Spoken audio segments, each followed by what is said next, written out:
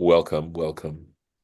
Baruch atah Adonai Eloheinu melech haolam asher kitshanu b'mitzvotav v'tzivanu la'asok b'divrei Torah.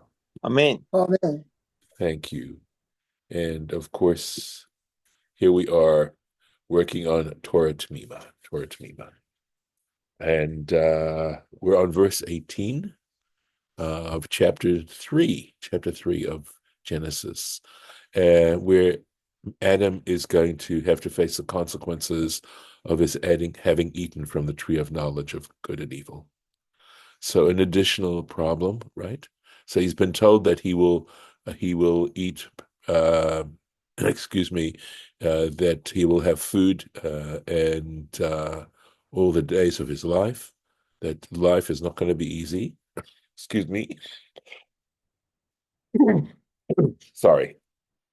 And the verse we're going to look at is וקוץ ודרדר, thorns and thistles, tatzmiach lach, shall grow for you. V'achalta et esev hasadeh, and you shall eat the grass of the field.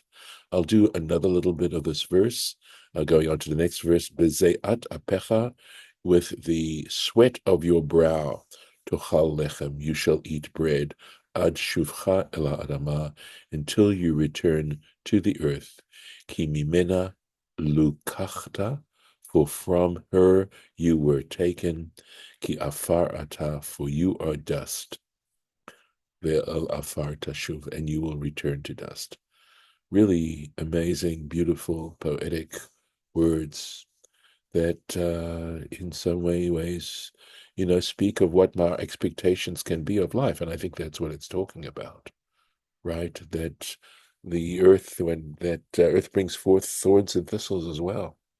And I think that the Torah is, in a sense, reflecting on that. So, וקוץ ודרדר, and thorns and thistles.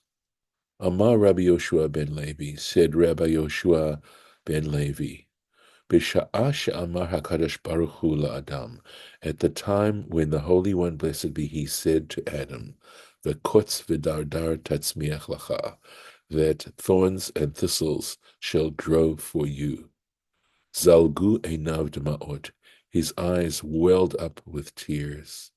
Amar lefanav, he said before him, that is before God, Ribono shel olam, master of the universe, ani v'chamori nochal me'evus echad, shall I and my donkey eat from the same crib, right, from the same fodder? And there's a footnote here. Samach Sefa Dekra, right? He says that this is actually, this particular comment is basing itself on the rest of this scriptural verse, where it says, V'achalta et esav hasadeh, right? You shall eat the grass of the field, dehu ma'achal behema, which is of course, that is the food that animals, that cattle eat. So that's why, that's what this is based on. Going on. Kevan she'amar lo bezeat apecha tochal lechem. But at the time when God went on to say, by the sweat of your brow you shall eat bread, ditkaira dato. He calmed down. He was satisfied. And I think what's coming out here a little bit also is just the fact that despite that it is through the sweat of his brow, he's still eating bread. That's the thing to meditate on, right? That yes, that bread isn't going to come easy, but it's bread. So taking a look at Torah Temimah. Shehalechem, why? Because bread, meyuchad rak lamachal adam, it is specifically only for food for human beings. No other animal eats bread, right? It's not part of their planned diet. Umitochse, and through this, yada shelo yochal b'yachad im hachamor, he then understood that he wouldn't be eating together with the donkey. That's it. Okay. Going on. Next verse, Bezeat apecha tochal lechem, by the sweat of your brow you shall eat bread. Remez, This is an illusion. Shehazeah, that perspiration, siman yafe lachole, that when an ill person, a sick person perspires, it's a good sign. It's a good sign. So interesting, right? Looking at these verses and connecting them in these particular ways. So why? She'az, here we go. Remez, who, it's an illusion. Shemikevan shiazia, that because he perspires, yochal lechem, that is why he's eating bread. In other words, that he wouldn't be able to eat bread unless he were perspiring. That's how we're looking at the connection of these two unrelated issues, because the Torah is relating them together, right? So in other words, on account of the perspiration, yochal lechem, he will eat bread, velo yamut od, and he will no longer be under the threat of expiring, of death. So that's, again, the sort of deconstructing these verses onwards. Ve'al afar tashuv, and to the dust you will return. Ematai. At what point does a human being return to dust? Amar Rabbi Achai bar Yoshaya, said Rabbi Achai, son of Yoshaya, Sha'a achat kodem tchiyat hametim, 1 hour prior or 1 moment before resurrection. Why?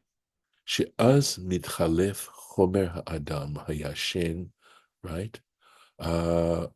Because at that point, the substance of which a person is composed of, and I believe this is Yashen, who's sleeping. It could be Yashan, right? It could also, quite honestly, mean the old material from which man is composed. So it's hard to tell right now without any vowels. But it definitely is Chomer Ha'adam, because, well, let's say this. If it had said Chomer Hayashan Shel Ha'adam, then it would be very clear that it meant the former, the old material from which the man was made. But the fact that this comes after Ha'adam, after the man, I'm tempted to really say maybe he does mean Hayashen. In other words, the materials from which the man is composed, who is sleeping, of course, being a euphemism for sleeping in the dust, right? Umitlabesh, right? Then it transforms umitlabesh betzura chadasha, and it comes up in a new. It clothes itself in a new form. The Iyen Mashekatuv, and check out to see what is written. Hashayach le'inyan zeh, what is relevant to this information. Lakaman, below, God willing, we might even get to it. Who knows, right? Besof pasuk zu. Okay, well, or besof parsha zu, probably meaning the end of this parsha, right? That, and for sure, as we're going to see from the context. The pasuk in the verse which it says, "V'hayu yamav me'av esrim shana," and his days will be 120 years. So that's definitely something mentioned at the end of the parsha of Bereshit. Right? So I think the next one is a new, so as you can see, this is a new section. So we're on to the next page. And here we are. Okay. So this is where it says, Vayikra Adam Shem Ishto Chava. Adam called the name of his wife, his woman, Chava, Ki hi haita em kol chai, because she was the mother of all living. So this we'll have to see. Not an easy verse to understand, as you're going to see as we pull this apart. Em kol chai, mother of all life, or mother of all living things. Tanya. So there's the Tanya would mean that this is an early source. Ha'isha im ba'ala, the woman together with her husband, ola ve'ena yoredet. She, literally it means goes up, but does not come down. Right? So what it has to do means is given benefits or given improved status, that together with her husband, that is to say that if her husband improves his status, she goes along with that improved status, right? But when it says Eina Yored, it doesn't go down. It means that if the husband's status is reduced, her status is not reduced. And clearly we're going to need to explore this further to gain a better understanding of what is the point being made here. Mikra, this is over here, what is the scriptural basis for this? Amar Rabbi Elazar, said Rabbi Elazar, Kihi haita em kol chai. This particular verse that says, for she was the mother of all living. That's how we're translating chai here. L'chaim nitna, she was given for life, velo letzar, and not for adversity, and not for pain. So, in other words, we're putting an emphasis on this, as we're sort of saying it like aim kol chai and not aim something else. That's how we're looking at this verse. And of course, this is begging for further elucidation. And we have, as you see, quite a bit of elucidating to do. Lichora, it would appear, Eino muvuar. It's not so obvious, right? Ma shemi motzi halashon em kolchai mi pashte, right? It isn't. In other words, we might wonder, why is he giving it such a distant explanation? It doesn't seem to be the literal explanation of this verse. Why does it go? Why does he explain it in this particular way? All right. V'yesh lomar, and by way of answering that question, to midayek de halashon kol chai, that he's putting an emphasis, or he's taking special note that the expression kol chai, all of the living, all living things, kolel kol minei bruim chayim. If we say all the living, it includes all kinds of living creatures, asher ba'olam, which are in the world, gam behemot, cattle, v'chayot, wild animals, ofot, birds, ulefize. And if that's the way we understand kol chai, all living things, halo lo yitachen lomar, it isn't appropriate to say shechava haita em kol habroim. She wasn't the mother of all the living things. Ki halo hirak em min ha'adam levad. She's only the mother of the species of man, of human beings. V'lachein, and for this reason, motzi halashon lidrasha. For this reason, he removes the and takes it out. This expression lidrasha, for a drush, kefi sheyit ba'er, as will be explained. Vidarish dahaloshon chai, right? I think this is darish. That is a yud, right? That this expression, right, of life, of this word chai, shebekan eno milashon haragil chai, right? And so it could be, and he interprets that this expression chai here is not the usual understanding of this word chai, velo mate. In other words, haragil chai velo mate. In other words, that it means living and not dead. That's the way we usually understand this term chai. In other words, a living thing, as opposed to one that isn't living. Ella milashon simcha, but it actually has the meaning of joy, v'rumamut hanefesh, and the exaltation of the soul. That's what it can mean as well, and that's how we're understanding it. Milashon hakatuv, as we see, there's a scriptural verse that says, "Vatachi ruach Yaakov," Jacob's spirit became alive again. This is when Jacob was told that his son Joseph was still alive. In other words, it revived. Right? He felt he was no longer in such deep depression, but there's that idea of some sense of joy. V'amru b'midrash, and they said in the midrash on this, shesharta alav az, that at that point Ruach HaKodesh, the divine spirit, rested upon him, haba'a mitoch simchat hanefesh, which comes about through the exaltation or the joy of the soul.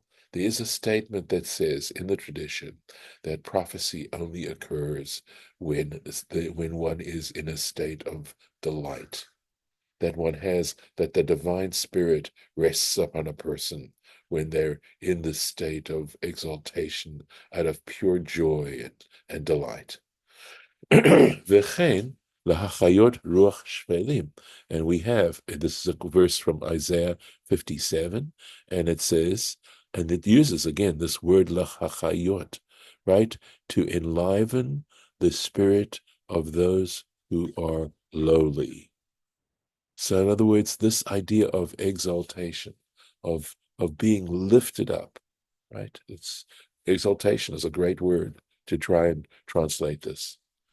So he gives you what Torah Temimah is going to do now is give us lots of examples to show that understanding this word chai in this particular way is not that unusual. Ta'anit, and in the tractate Ta'anit, page 27b, she'anshei mishmar, that these are people, the Anshe Mishmar were very dedicated and holy and religious people who would pray every single day and get up very early in the morning. They would start their day in prayer and that kind of meditation. We're referring to these people, very devoted, holy people. Lo hayu mitanim, they would not fast be'echad b'Shabbat on Sunday, the first day of the week.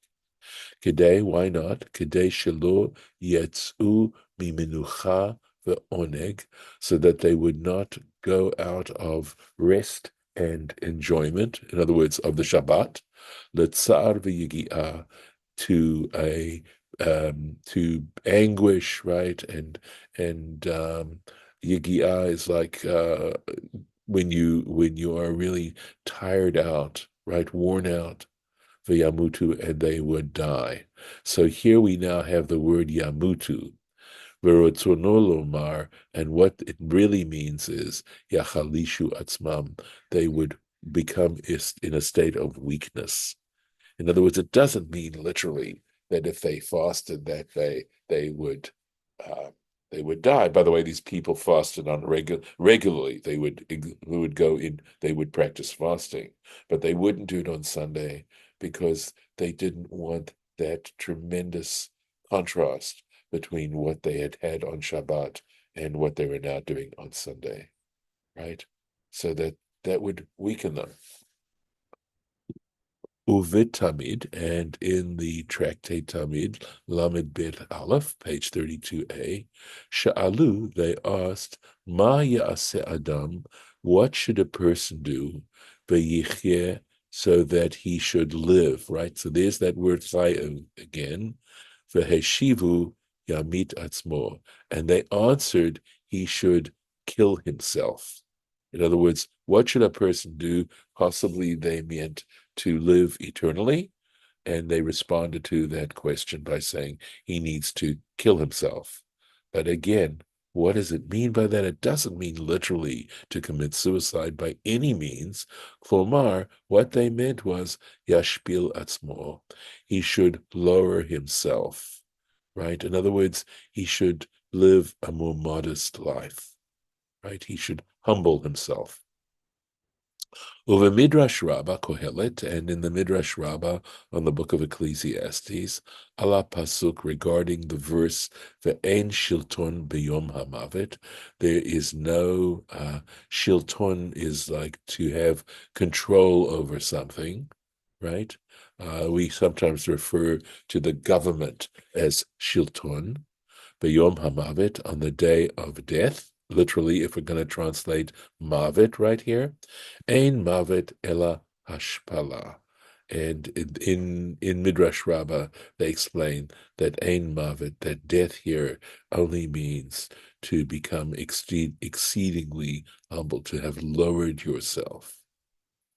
Over Baba Metzia. So he's just, the point of this, of course, is just showing that these words chai and met aren't always understood by any means in their literal sense.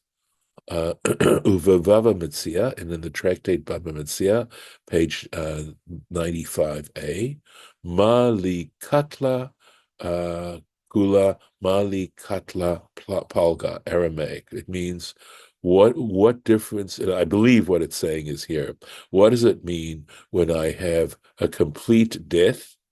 Liktol is a word that means death or to kill. Mali katla palga. What difference does it make whether I'm killed entirely or killed partially? Right. And again, he has to do with having to do with somehow suffering or something like that, right? Lower down, where your status has been lowered. Ubeperech Aleph, I believe, uh, and in chapter 1, Mishnah Yud Gimel, Mishnah 13, the Avot of Pirkei Avot, Udalo Yalif Katla Chayav, right? I'm going to try and understand this again, Aramaic, right? And Yalif is to take out or to derive. So I'm not sure the context here. It's escaping me right now, right? But it says, and he does not derive death, chayav, he is obligated, right?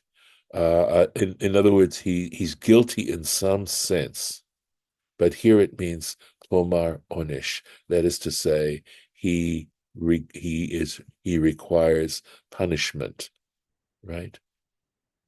Uvelashon hakatuv be'iyov, and in the scriptural expression in the book of Job, chapter 13, hein yiktaleni hein yiktalani, maybe, lo ayachel. It says, and it's a famous verse, it says, though he slay me, I will still wait for him, or I will trust in him. Sheperusho, that if to understand this verse, its explanation is afilu im yitzareni v'yachlesheni, that despite, even if this is referring to God, even if God causes me woe, causes me trouble, and weakens me, becholzo lo ayachel, nevertheless I will await upon him. I will trust in him. I will wait on God.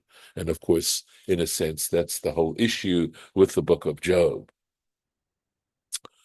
Uvazeh yitpa'er lashon haTorah, right? And again, in this particular way, if we understand this, the chai and the mate in these particular ways, lashon haTorah, we understand the expression in the Torah, the gam ba'alav yumat, where it refers to a goring ox, where the owner has been warned that it's gored, and nevertheless the ox, he hasn't taken the kinds of troubles he needs to prevent the ox from attacking people, and the ox got out, attacked, and killed a person, and the owner did not properly guard the ox from doing that. That's in Parshat Mishpatim, and the Parsha of Mishpatim, Sheperusho Ya'anesh. And it's understood there, not that the owner is actually executed, but that he will be punished. He will be punished. V'ien sham b'nimukei Ramban. He says, look further regarding that passage in the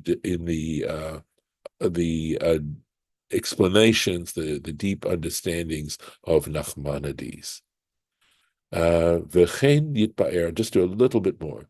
V'chein yitba'er bazeh, and through this, it's going to become clear. Kavanat lashon haTalmud, the intention of the expression in the Talmud, in Tractate Brachot, page 63b. Ein haTorah mitkayemet. The Torah cannot survive. It cannot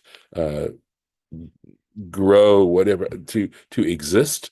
Ela b'mi shememit atzmo aleha, except through one who, and there's this word here, one who kills himself for it. Right? The the Torah cannot thrive, I would say. The kayemet, there was the Karen kayemet, but look, it comes from the word kum, to stand, right? In other words, it is not, cannot be stable, it cannot have permanence, right? Except through someone who kills himself literally for her, sheha perushu, that what the real explanation is, it's a metaphor. Hu mitzta'er atzmo aleha. In other words, someone who is willing to really take trouble over it. In other words, he really cares and is concerned and struggles to understand the Torah. Because it's impossible to explain this, that it literally means he kills himself. Because if he kills himself, then for sure the Torah is not going to exist, right? How's the Torah existing or thriving or whatever if he's not alive? And through all this, with all these examples, chai, it becomes clear that this expression chai, levad horato ha'atzmit, besides its understanding, its essential understanding, right? Chai mamash, that it literally means he's alive. Shaneshama bekirbo, that because his soul is within him. More gam hefech horaat halashon meit shebe'arnu. In other words, if we are going to understand that this word chai, right, which really is about the fact that this person has this living soul in his body, that he's alive in that way. It also, we can understand an understanding of the word mate that Shebe'arnu, that we explained. Klomar, that is to say, lo atzuv, in other words, when you say a man has the soul, it doesn't necessarily mean that he's alive. I'm sorry, I'm working this through as I'm reading this with you, but it means he's not atzuv, he's not sad, velo mitzta'er, and he's not in a state of deep sorrow. Lo ruach nemucha, he doesn't have a lowly spirit, velo nefesh felah, or again a lowly soul, right? A low one that is low down. Ela Baal Nefesh Rechava, but he has, literally it means a broad soul, right? In other words, he feels expansive, mitoch simcha, a sense of being expansive from a sense of joy, the tov lev, and a good heart, the nachat ruach, and pleasure. And this is obviously a place where we can stop for today. So, any thoughts before I stop the recording?